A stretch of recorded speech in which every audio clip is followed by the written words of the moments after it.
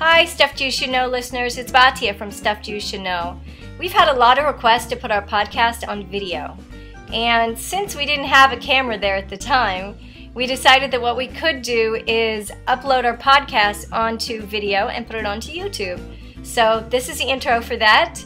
If you'd like to download the podcast, please go to the iTunes store and search for Stuff You Should Know, or visit our website at stuffyoushouldknow.com. Thank you so much for clicking play. I hope you enjoy. Be well. Shalom, shalom. Shalom and welcome. I'm Mottle. I'm Batya. And this is Stuff Jews Should Know. Welcome to our first episode. This is our very first podcast. I am married to Batya. Over 20 years now. Over 20 years now we've been together, and we live in the land of Israel. And we meet a lot of Jews who come here to the land of Israel for the very first time. Mm-hmm.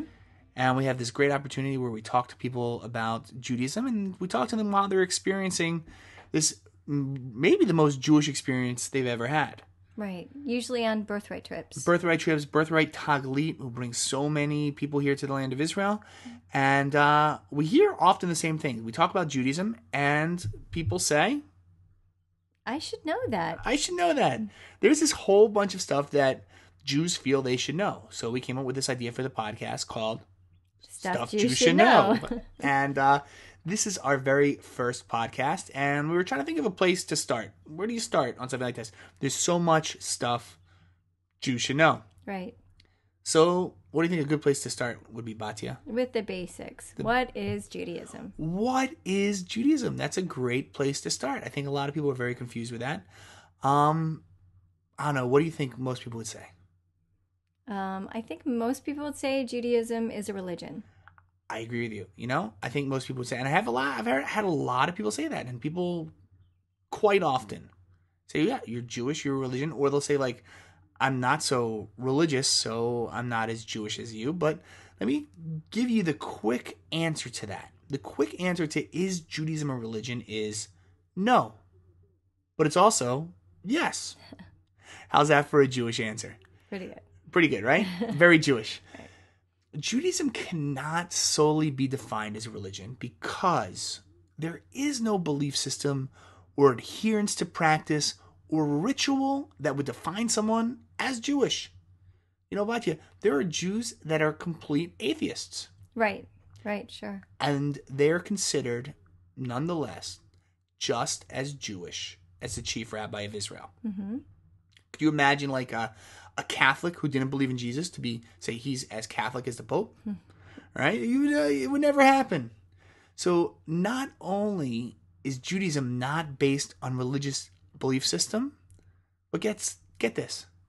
Once you're Jewish, there's nothing you can ever do to undo that. To undo you. To undo you. Right.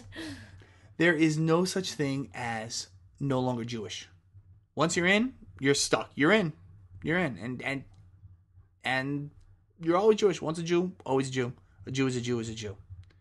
But here's something also very interesting about the religious aspect of it. The Judaism that we practice today, or that's practiced today by the majority of Jews who practice Judaism, is a relatively new innovation. By new, of course, I mean, Jewish new, slightly less than 2,000 years old. So when did the Jewish religion of today start? I thought it was with Abraham. A lot of people say that. Abraham is known as the first Jew, and in a lot of ways he was. He is definitely the father of Judaism, but he didn't start the Jewish religion. When we read about the stories from the Tanakh, the Jewish Bible, the prophets of Israel, they weren't observing Judaism as is observed today. Now, don't get me wrong, we have the same Torah. We believe in the same God. We celebrate a lot of the same holidays. There's been a couple new ones added. Hanukkah coming up next week, for instance. Right.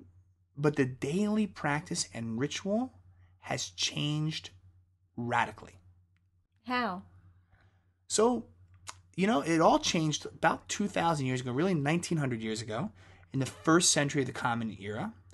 Up until that time, the ritualistic, the religious dimension of Judaism had been based around the temple that we had on the Temple Mount in Jerusalem. And there was this complex system of animal sacrifices managed by a priestly caste called the Kohanim, the Kohanes, the priests, in a central location. All Jews who were able were commanded to come and appear 3 times a year in Jerusalem. Everyone came. It was the old birthright. Right. Not what you're seeing today. Not what you're seeing today, because you know what? That all stopped in the year 70 of the Common Era, when the Romans, they take Jerusalem, they destroy the temple, and they begin an exile of the Jewish people from our land that lasts for almost 2,000 years. Now, if you have a set of religious practices that are attached to a specific place, what happens when you no longer have that place? It dies, it falls apart. So enter one, this is an amazing story. Enter one of the greatest sages in Jewish history, a man named Rabbi Yochanan ben Zakkai. Rabbi Yochanan ben Zakkai, he was in the city of Jerusalem during the siege in the year 70. He watched the Romans breaking down the walls. He saw the writing on the wall, and he realized that life for the Jews was about to change radically. So he came up with a plan. The first thing he had to do was to get out of the besieged city. So how do you get out of a city that's surrounded by Romans? Good question. He faked his death. Oh. He smuggled himself out of the city as a dead body. He had his students carry him out. And immediately outside the city, he was caught by a Roman patrol. You can imagine it's pretty scary. He's taken to the Roman commander of the siege, to General Vespasian, to be sentenced to death. Now he meets this Roman general, and Yochanan ben Zakkai greeted him as Emperor Vespasian. The general looked at him strange and said, "You realize I'm a general, not the Emperor of Rome?" To which Yochanan ben Zakkai replies, "But your majesty, you will very soon be." And at that moment, according to the legend, a messenger arrives from Rome with a senatorial declaration pronouncing Vespasian Emperor of Rome. He was duly impressed. Vespasian spared Yochanan ben Zakkai's life and offered him anything he wanted. Yochanan ben Zakkai replied, "Give me the sages of Jerusalem and the city of Yavne to set up a yeshiva." Yeshiva is an academy of higher Jewish learning. Yochanan ben Zakkai was given what he had asked for, and it was in this yeshiva that he started to put together the pieces of what Judaism in exile would look like. Faced with the question of how do we as a Jewish people survive for what was sure to be a long and difficult exile, Yochanan ben Zakkai came up with the idea to turn the way of life of the Jewish people into a religion that could be portable, that they could carry with them into exile. Thus, the Jewish religion was born. So it sounds like what you're saying is that Judaism is a religion. Well, that's not exactly what I'm saying. There is a religion called Judaism. Judaism is the official religion of the Jewish people in exile. But someone who's Jewish isn't defined by their religious practice. Okay, so if Jews can't be defined by religion, what are we? Well, what are our other options? A race. Okay, that's very interesting. According to the U.S. Supreme Court ruling from 1987, Congregation Shaarei Tefillah versus Cobb, we are indeed a race. That's right. The United States Supreme Court ruled that Jews in America are a race, and therefore were entitled to protection under the Racial Discrimination Act. But can you really say Jews are a race? I mean, there are racial similarities. When you stand a Jew from Poland next to a Jew from Russia, there's a lot of Jews in America that, bear a striking resemblance to their bubbies and zadies from the old country. But does that mean Judaism is a race? There are Jews like you with blonde hair and blue eyes. There are Jews that are black. Right, all the Ethiopian Jews that are here we see around Jerusalem. And not to mention Sammy Davis Jr. Right, of course. There are Jews that are Chinese, and you know what? There are also Jews that are Middle Eastern. A Jew from Yemen probably more racially resembles one of our Arab neighbors than my bubby from Poland. I mean, yet what do all of these groups have in common, Batya? They're all Jews. They're all Jews. And if they are all indeed Jews, Sammy Davis Jr. and Goldie Hawn are both Jews, that means Judaism cannot be considered a race. Okay, so we're not a race and we're not only a religion. What about ethnic cultural identity? Right, because after all, what could be more Jewish than lox and bagels, fish of the gefilte, herring and kugel? How much more Jewish can you get than that? We all know that many Jews, that this is where their Jewish identity stops and starts. People listening to this podcast are probably now shaking their heads. Absolutely, that's it. With the cultural and ethnic connections to Judaism, that's where it begins and ends for a lot of people. And sometimes they're referred to as, and I don't really like this so much, but gastronomic Jews. But usually they're referred to as cultural Jews. Jews that resonate solely with the ethnic aspects of their Jewish identity. But here's the thing. If you're a Jew from Morocco, you may very well in your entire life, get this, never have tasted gefilte fish.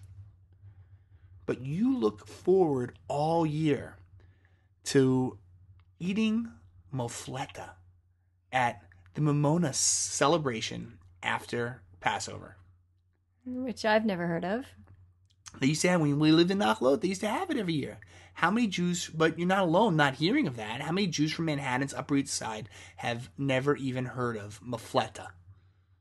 So there is not a single cultural or ethnic Jewish identity because for 2,000 years we were scattered around the world.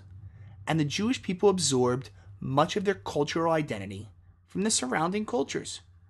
Cured fish is not Jewish, but rather the custom of the countries that the Jews found themselves in during our long and brutal exile. Okay, so wait a second. You're saying we're not a cultural ethnic group and we're not a race. And the Jewish people are a religion, sort of. So, what are the Jewish people? We're just that, Batya. A people. We're a nation. The problem is that 2,000 years ago, the greatest empire in the world, the greatest empire the world had ever seen, the might of Rome, decided that by exiling us from our land would be just the thing to undo who we really are. Who, after all, has ever heard of a nation that existed for thousands of years without their land? The reason that there's so much confusion about who we are as Jews is that it's never happened before in world history. There has never been a nation that was removed from its land, retained its unique identity in exile, and then returned thousands of years later to pick up where it left off. It's an unbelievable story, yet this is just what the Jewish people did. We've come home, and we're witnessing a renaissance of who we really are. We are the Jewish nation. We cleared the swamps, and we grow fruit out of desert sands. We've revived our ancient language that it hasn't been spoken in millennia. We brought back our ancient currency, the shekel. That's what we spend at the store, right? That's right. Yeah. And we're gathering all of the different colors and flavors of Jews from all over the world back to the place that we're from.